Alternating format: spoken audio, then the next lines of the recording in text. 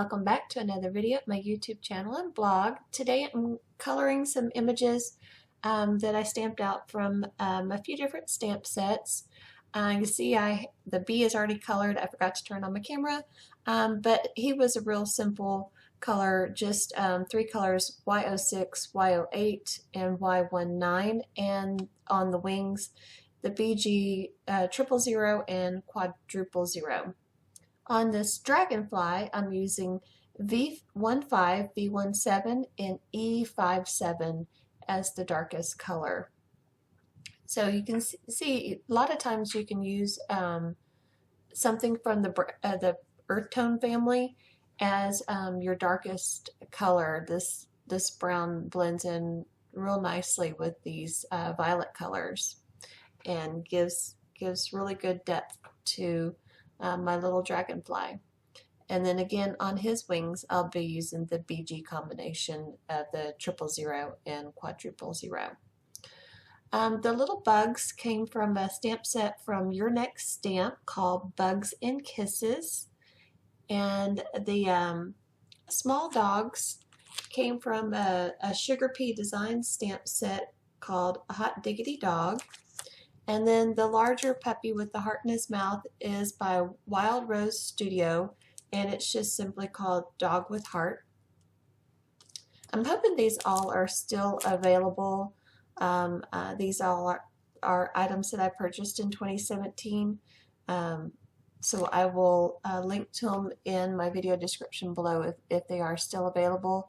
But this is kind of just a Copic coloring video. I will be making cards with these images in an upcoming video, but just wanted to show you here, depending on the size of the image and the colors that I'm using, whether I color light to dark or dark to light. A lot of times lately I have been doing dark to light and trying to really preserve a better highlight. Case in point, on my dragonfly there, I coated the whole thing in my lightest color, and then I went in and added the shadows. And so his body is a little darker than his head.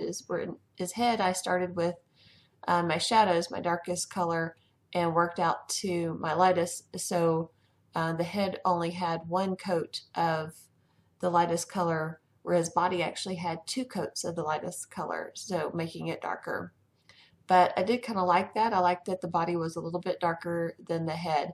So you can really vary the way that your images look using the same colors, and doing two coats of the lightest color, or extending your shadows more.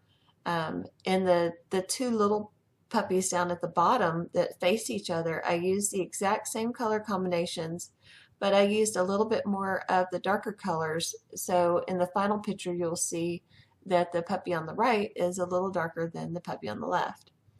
And so you can use lesser amount of markers and just vary the amount of your darks to get different shades using the same markers. This little white fluffy or gray fluffy puppy, I used I believe the toner grays on him, and I used my whole range of toner grays that I have, and I have like T0, T1, T3, T5, T7, and you can see here I'm putting in the T7, and I'm just putting it in the very little corners and stuff where I want the darkest shadows.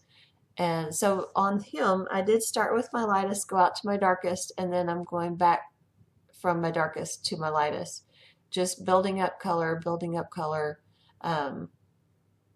until I get it to a point where I'm happy with it, and then I'll go in with my colorless blender and blend everything out to white.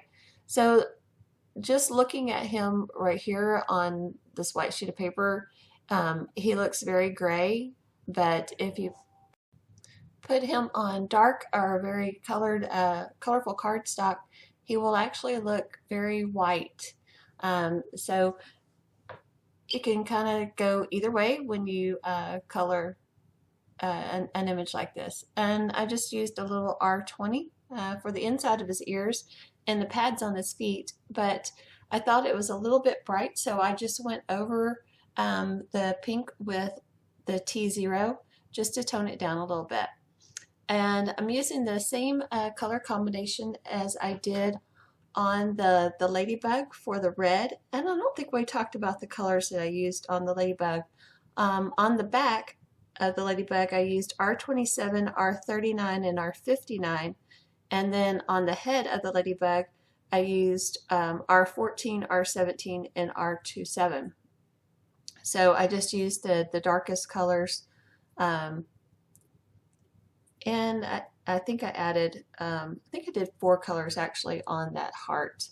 I think on the very center I had used the R17. So here I go with my little chocolate brown puppies, where I said that I varied the color of the one on the right with more of the darks. And on the chocolate brown puppy I used R34, R35, I'm sorry, E34, E35, E57, and E79. So, and then on the collar for all the puppies with collars, I used R27, R39, and R59, and then Y19 for the little metal medallion on each of the collars as well. So here I started with my darkest colors, and I am working my way up to my lightest colors. And I was doing the body of the puppy because I wasn't real sure how I was going to do the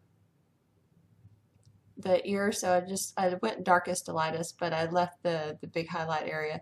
Then I got a little bit outside the line, so I'm just taking my 0 and pushing that color back in.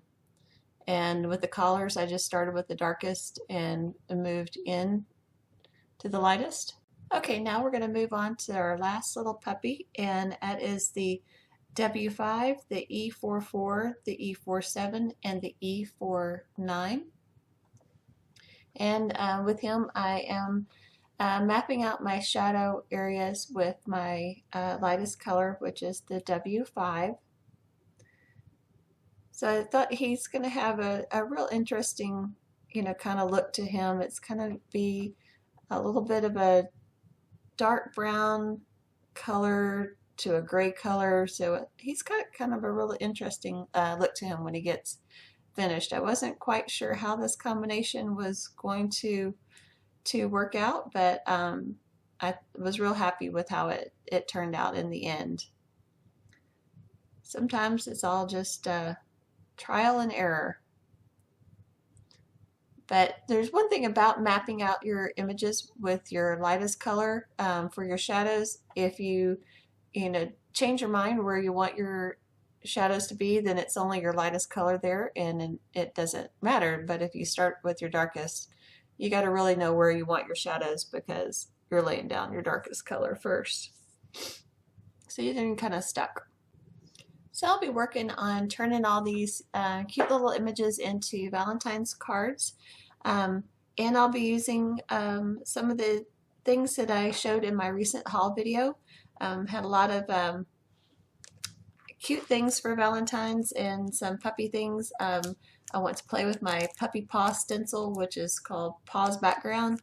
And then my Lawn Fawn Lawn Cuts Lacy Heart Stackables. I'm going to be playing with that to do these Valentine's cards. And I also got some Simon Says Stamp rose gold embossing powder.